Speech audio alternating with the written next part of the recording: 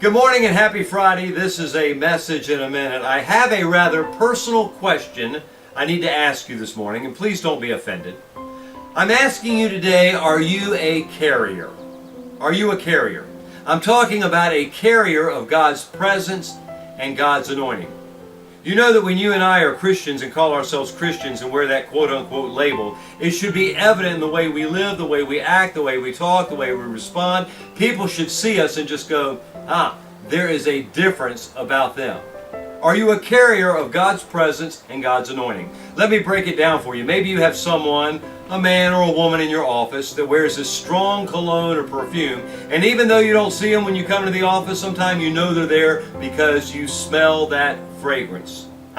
Well, we should be carrying the fragrance of Christ. Others should see Christ in us. And it's not to point the attention to us. It's not to pat ourselves on the back or say, hey, I'm super Christian. It's about Him. Are you a carrier of God's presence and God's anointing? It should be all over you. Let me just say it just the way I know to say it.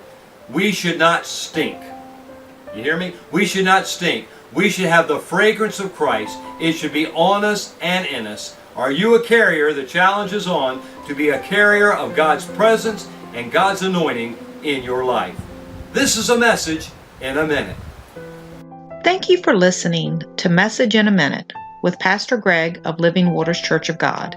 Please let us know how we can pray for you today by commenting below or emailing Pastor Greg at pastorgreg2226@gmail.com. Thank you and have a blessed day.